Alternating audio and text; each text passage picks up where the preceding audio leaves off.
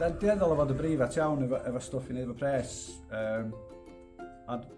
Ac hefyd yn cadw pethau i ni'n hynna'n bach gormod illa. Mae yna ffyrdd da. Mae yna lot o obaith, lot o gyfleon i chdi ddysgu gen bobl eraill o gwmpas chdi.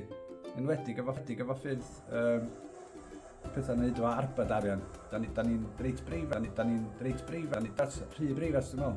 Dim yn rhannu digon amdan pethau sy'n gallu helpu.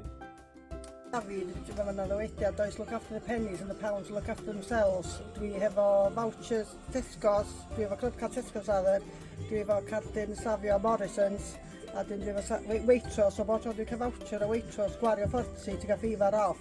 Mae'n happy days yn dweud, dwi jyst yn cael meddwl bod fi'n cael 5 pint am ddim, realistically. Ond be dwi'n neud ydy trio prynu pethau non-perishable yn hytrach na pethau sy'n mynd off yn sydyn. So dwi'n prynu fatha toilet rolls a pethau safio yn y tŷ am miso wedyn.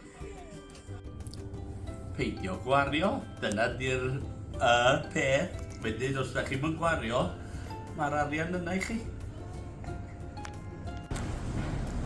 Dwi'n meddwl bod banc yn rhywle saff i cadw pres.